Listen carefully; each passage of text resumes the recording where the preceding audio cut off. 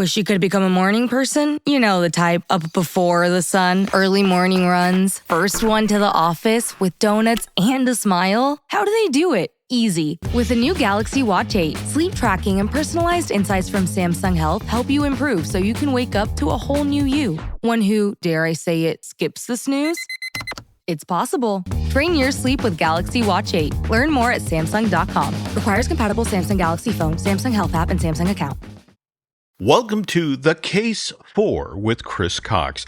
That pretend procedural, which is set not in the court of last resort, but rather the court of the Walt Disney World Resort.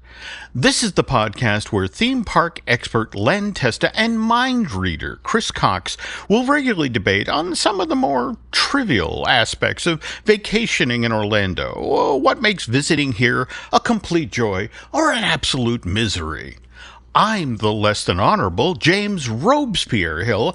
I'll be presiding over today's proceedings, and after hearing Chris and Len's arguments, I will then render my verdict. All verdicts are final until, of course, they're not, which means that we would love to hear what you, the listener, have you weigh in on with your thoughts on these not-so-weighty topics. And the matter before us today is club-level rooms, which, if I'm being completely honest here, I have to say I'm not a fan of. Me personally, I prefer the ground level rooms. They're easier to look into, Your Honor. Exactly. Whoa, hang on. What just happened? Hold on. Jim, did you just admit to peeping into someone's room? You're meant to be a judge. Why are you casually admitting to a crime? No. That's the beauty of actually being a judge. It's in a situation like this where as the authorities are actively moving in, I can pardon myself. I mean, like this. Pardon me. It's both polite and judiciously prudent. I love it. Yeah, I'm keeping my blinds down next time I'm on Disney property. Sliding door locked. Speaking of which, Chris, that pair of boxers you prefer, the one with the tiny stars and moons, kind of dingy. I'm like, maybe change to a different detergent. I don't even want. I'm terrified. Moving on now. Would either of you like to explain what a club level room is? Nominate Len. I can do that. So typically a club level room is on a higher floor in a Walt Disney World resort. It is typically accessed through a set of otherwise locked doors where you've got to tap your room key or your My Disney Experience app to gain access to that. And behind that set of closed doors, you'll find a couple of things. You'll find a dedicated concierge desk who is there just to help people staying club level with any sort of dining reservations, any sort of issues around their stay or anything like that. And typically you'll find a lounge, and the lounge has hours like 6 or 7 a.m. until 10 p.m. And they'll typically rotate anything from sort of like small plates of food to almost substitutes for dinner throughout the day, typically breakfast, lunch, and dinner. And then between those times, you get light snacks, sodas, beers, things like that. There's also typically someone staffed at the lounge itself who's able to handle other food requests for you. The rooms themselves are generally the same theme, maybe slightly larger on club level than a standard room, but overall, the things that you're paying for are the extra personalized attention and the access to that lounge and food. Got it.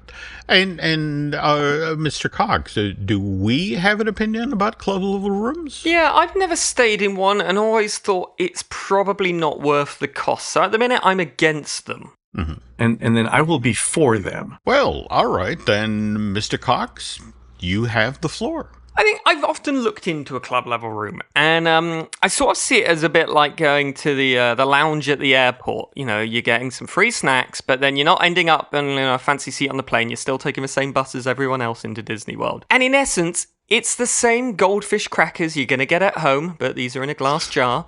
And your kids are going to think that free snacks are now a human right. And, you know, you could save that money to buy some lightning lanes or maybe a Premier Pass or perhaps a new car. Chris, I have to agree with Chris on this one point, so I have to tell the story too. The very first father-daughter trip I ever went on with Hannah was a review of the Magic Kingdom club level resorts. So we started off at the Poly, we went to the Grand Floridian, and we ended up at the Contemporary. And Hannah was young and cute, and it was a father-daughter trip, so the cast members just fawned over her. Like, they would bring her plates of cookies, even when she didn't ask for them. So we do this, and the service was excellent, fantastic. The next trip, we stayed at Pop Century. Oh. And so we walk down this open hallway. I let Hannah open the door. She flings her luggage onto the bed, takes her shoes off, and says, "I'm going to go to the lounge. Do you want anything?" And I said, "Sweetie, I've got some bad news for you. There's no lounge at this resort." And she looked me dead in the eye and said, "What did I do to deserve that?"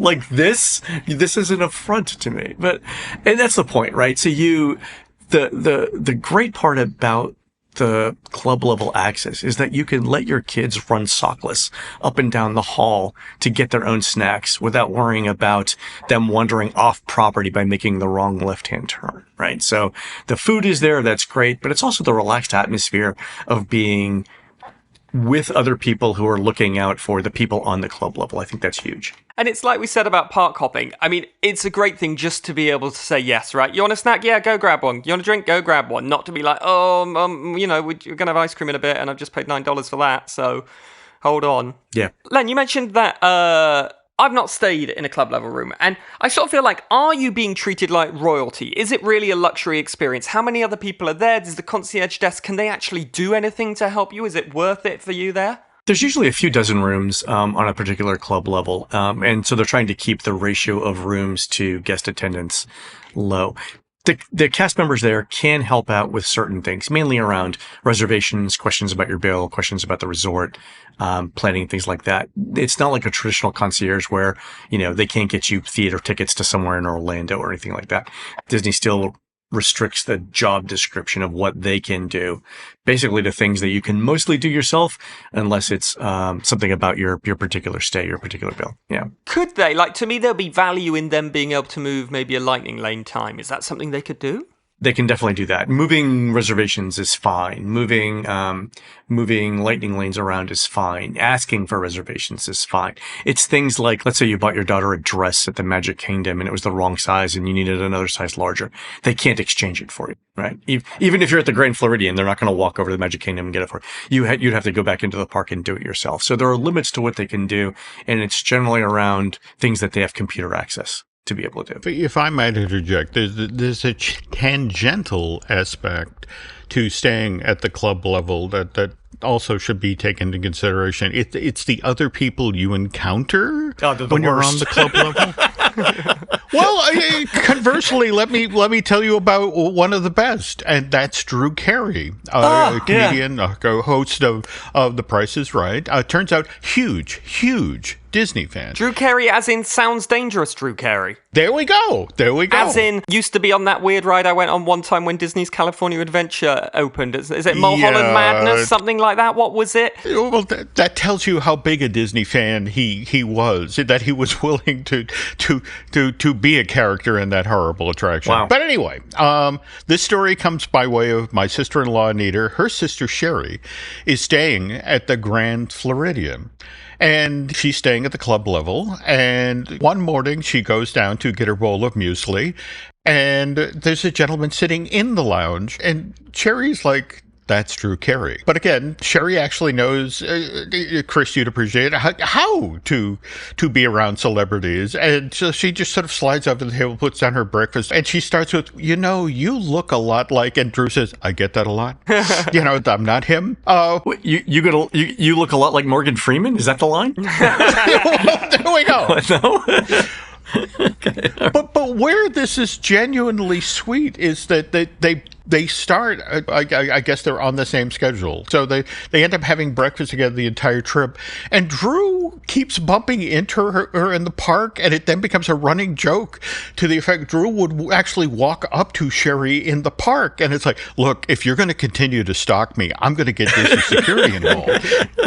but he turned out to be this great guy who, again, they would have never had that experience if Cherry and the family hadn't sprung for club level at the Flow, which, let's be honest here, that's pricey. Oh yeah. It's super expensive. I think for the Grand Flow, you're paying an extra $530 to $950 per night, so up to $2,300 per night for a standard room. So what you're saying is you have to be a really, really big Drew Carey. You have to be a huge Drew Carey fan there. Yeah, so I mean, at those prices, you got to start asking whether it's better to just rent a one-bedroom DVC and get groceries delivered. Yeah, because you're never going to get that value in the snacks, right? You can get groceries DoorDashed or something. You can get some snacks that way. But are you getting value other ways? Like, are the views better? You said the rooms are a little bit bigger. Where else is this worth it? Definitely the views are better. So assuming you're in the same view category, so resort club level, you're typically on a higher floor. And at places like the Wilderness Lodge, the higher floor, even for a resort view, means you have a direct view of the Magic Kingdom fireworks. And I included a photo in the show notes showing what you can see, and you guys can see it there. You can see Space Mountain from the club level resort view rooms at the Wilderness Lodge. And if you're over at something like the Grand Floridian, you have a spectacular view, not only of the pool and the beach, but you get direct sightline access to the electrical water pageant at night. And it's a fantastic view, and the music is crystal clear. So yeah, definitely better location room-wise. I would say, though, these are great photos and amazing views, but I stayed at Wilderness Lodge in a DVC studio and had a great fireworks view, and I stayed at Grand Flow and luckily managed to get a little bit of pixie dusting and got upgraded to a normal fireworks view and could see the electrical water pageant, so I didn't have to pay for the club level to get that, although I did have to buy my own snacks while watching them. Ah, the horrors of it all. I will say this, if cost is a primary concern, everyone thinks that club levels are only at Disney Deluxe resorts, but Coronado Springs is a moderate and has what I think is the very best club level value in Walt Disney World, and that's the Kronos Lounge. So here we're only talking $215 to $320 extra per night. So I think the standard view club level rooms top out at around $700 per night, which again, not to put too fine a point on it, you can get the entire Coronado Springs club level room for the incremental cost of upgrading to club level at the Grand Floridian. I really think Coronado Springs is, if you wanted to try what club level is like in Walt Disney World, Coronado Springs is the place to begin. And it's also worth noting that that's a relatively new building. Right. So you're actually getting amenities from this decade as opposed to muesli from the 1960s. No, it's fantastic. If you haven't done it before and you're looking to do it to see if you think it's worth the money, Coronado Springs is where it's at. And just get a standard view club level room, the cheapest club level room you could find. We're talking about price here. The interesting thing is, Chris, as I was doing research for this show, I went out to Disney's website to see what kind of availability they had for club level rooms. And here's the interesting thing. For September, which is typically a relatively slow time at the Walt Disney World Resort, and I was looking at Wilderness Lodge, there's not a single club level room available for any midweek stay in any of the weeks I checked. So club level, we think it's expensive and we're not sure who does it. It's sold out for September in Wilderness Lodge already. So people almost like it. Do it. Yeah, they really like it, and they go back. And also, we all know past money isn't the same as now money. If you paid for it in advance, then that it's free now. It's free now. It doesn't matter now. Now these snacks are actually free. Yes, exactly. Yeah, I think if you can convince yourself of that, it's true. Yeah, I think this is I think we've presented all of the arguments. I've got a question for you, Len, actually. You've stayed at club level, you've stayed in regular rooms in the same resorts. Do you feel there was a difference when you stayed at club level? Did you have a better time? Did you have a more relaxing time? Did you make better memories? Was there value in it aside from the goldfish crackers? Yeah, there is. It starts at the check-in experience. The check-in experience for club level rooms is slightly more personalized and slightly better. So you get walked to your room. My favorite Disney World resort is the Polynesian, and my favorite club level experience is also at the Polynesian. I think that in this case, once I get to the Poly, to your point, Chris, I've forgotten how much I paid for it. I really like the Poly Lounge. I love the service there. I love the fact that someone is making miniature skewers of meat on sticks for me.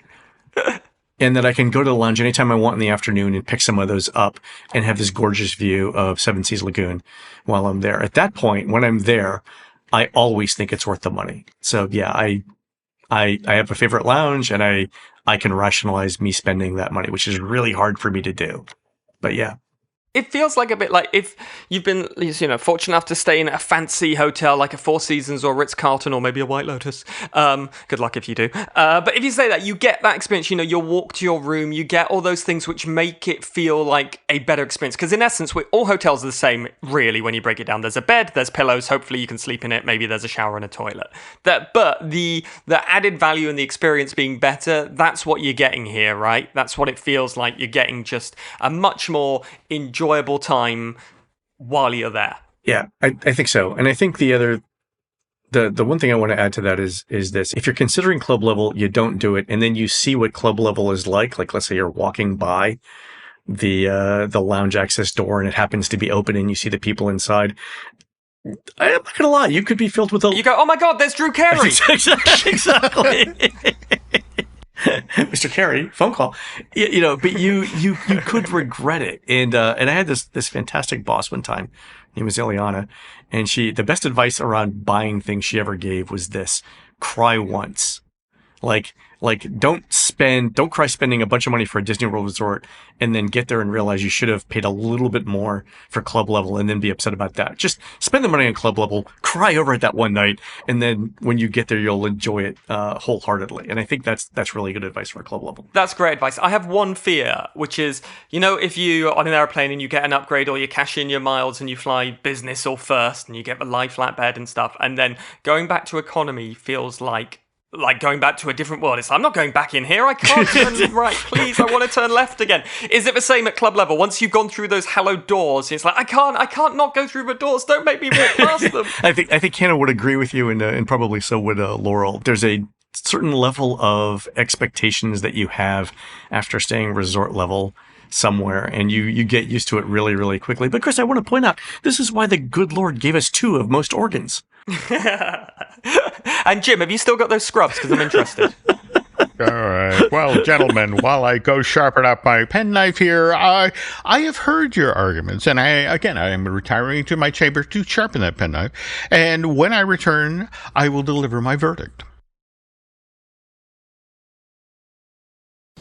ABC Wednesdays. Shifting Gears is back. He has arisen. Tim Allen and Kat Dennings return in television's #1 new comedy. What? With a star-studded premiere including Jenna Elfman, Nancy Travis, and... Hey, buddy! a big home improvement reunion. Welcome. Oh, boy. That guy's a tool. Shifting Gears. New Wednesdays, 8/7 Central on ABC. And stream on Hulu. The family that vacations together stays together. At least, that was the plan. Except now, the dastardly desk clerk is saying he can't confirm your connecting rooms. Wait, what? That's right, ma'am. You have rooms 201 and 709. No, we cannot be 5 floors away from our kids. The doors have double locks. They'll be fine. When you want connecting rooms confirmed before you arrive, it matters where you stay. Welcome to Hilton. I see your connecting rooms are already confirmed. Hilton, for the stay. Finished training for the day? Time to fight post-workout fatigue with Core Power Protein Shakes. They're packed with 26 grams of high-quality protein to build muscle and electrolytes to help hydrate. The nutrition you need to help your body replenish, rebuild, and repair post-workout so you can power on to the next one. Champion your recovery with Core Power. Visit corepower.com to learn more. And we're back. All rise.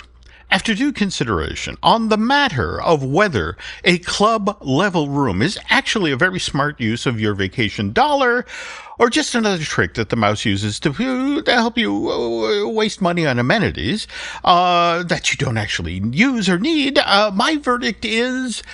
I love the lesson from Mr. Testa, cry once. And more to the point, this sounds like something you have to do once at Walt Disney World. If only, just the way Len described his time with Hannah, the heartbreak of her visit to the Pop Century, where I'm going to Go down to the lounge. Honest to God, it was like Hamlet. It's like, what is this before me? Like, how dare you? Like if the child had a cell phone, she would have called social services, I swear. There we go. But between avoiding trauma with Hannah and more to the point, perhaps the opportunity to meet Drew Carey, I think this is a once-in-a-lifetime thing that maybe people should consider. And with that, another session in these hallowed halls, the court of the Disney World Resort has now come to a close. So what's next on the docket, gents?